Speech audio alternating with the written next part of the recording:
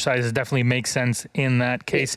Now, I want to talk about that Finka for a moment here because it's unusual for us to see the operator in Europe. Why Finka? And why specifically with the spear, even, of all things? Well, first of all, I don't know if you realised, but she got nades in the patch. Back again. And she also has gone 6. So she's one of 3 operators if you count Glaz, but I don't count him. So one of 2 operators that have gone 6 plus nades, other one being Ayana. And I really like the Ayana because I can just do a lot of stuff on my own without asking for team's help. So I started practicing with Finka to prepare for Ayana ban. Because I was like, people might ban Ayana because I'm like a one trick, you know? So they might ban Ayana. So I was like, I'm going to start playing Finka. And I was like, you know what? I actually like Finka just as much as Ayana. So let's try it. Yeah, it was good fun. Why no LMG? I like the spear. It has the same damage as the ARX. So it's like using the same gun pretty much. It's like, yeah, I don't know. I just like that gun. It does a lot of damage. 2 bullets. Just with more bullets in your magazine at the More ammo. Yeah, exactly. Yeah. So big fan of Finka. Understandable. And now, back to you in just a moment. Let's have an interview then with our victors BDS, and we've got their coach, well, actually analyst, sorry to correct myself there, Egelmace. Let's have a chat with him. Goedenavond, Egelmace. Congratulations on yet another victory. It's been a few weeks since we've seen you on here. Shaiko activated today. Can you please break that down for me? Well, good evening, Milos. I mean, he has been activated. Like, obviously, he's been an amazing player tonight. And, well, I mean, also, obviously, Alems for his tactics. Like, obviously, his best tactic, Shaiko go kill. Then his second best tactic, Renshiro go kill. Yeah. And then the third tactic, of course, like, in the event that those 2 don't work, is Bride go clutch. Yep. Though there is still that presence inside the construction, potentially even further as Kryan is looking to make his way up to the main stairs. Use both as his grenades. The camera is down, however. Just needs to find a bit of an entry as Rips is trying to haul off to the mirror window. Knows one just passed, spots the backpack there as well. But the kills are not coming in yet. A minute on, they've done a lot of destruction on the site, but not being able to push any of these Empire players out. They still feel quite confident with the holds. They've got Scyther, can apply this pressure from CC. They've got Joystick on the rotation in the middle, and there it is. Finally, they fight their way through multiple players.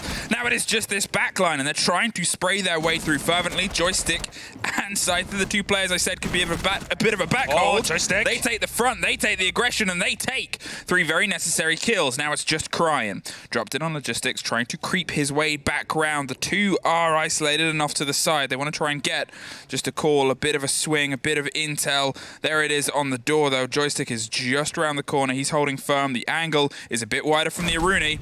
There's the spray, there's the lock-off, and there is Empire biting back. Joystick with a very crucial set of kills there, making sure the cover was down and the diffuser was dropped as well. Made sure that they had to go on a recovery tour, and well, in that moment, Kryan was in a 1v2 situation. Now with 40 seconds left in the clock, it's Empire that's quite close. It's Joystick that gets a wobbling through the bar, and now suddenly there seems to be a bit of an opening here. As they dig and they push and pressure their way all the way across. Joystick with one more, tries to find the 3rd here on the back of Church and gets it, drops through the back wall. All the focus, gone 6 to lock it off. Leon finds Dan and slips for his second back on, but Scyther's there with the cover. It suddenly Rips once again in this clutch everything situation. Has to try and take this 2 versus 1. They're going to bait and go for the plant on the opposite side as he slips round onto Church. Opens up a rotation, draws some attention and finds the first fight, slips. But now we're in a post plant. He's going towards the back there. Joystick seems aware. Pre-fires and gets it. Joystick with a 4K to put Empire on map point. Including one with the Gone 6, and he pulled it out and he's like, do I use this? Yes, I just shoot it. And he gets the kill as a result. And now it's going to be Empire onto match point.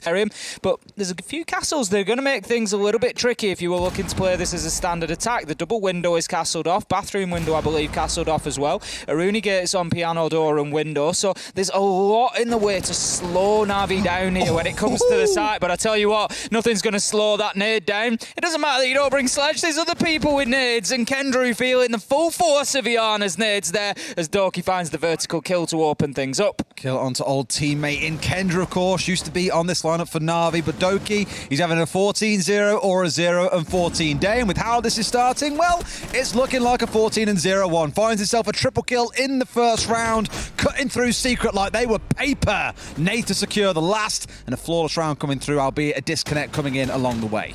It's something that Doki's commented on previously. Playing the Iana allows him the freedom to do a lot of things on his own. He doesn't need to rely on the team because he's got the droning capability, he's got the nades, he's got everything he needs to just go in solo, get kills, and do what the team needs him to do. Absolutely. I feel like the only thing you're really missing, and that was a freebie. He Just knew like Kendra that. was going to peek as well. Did enough to bait the sound out from the barbed wire. Knew that someone was likely to swing into that library hallway, and he was ready. Second round in a row that Doki finds Kendra to start things off.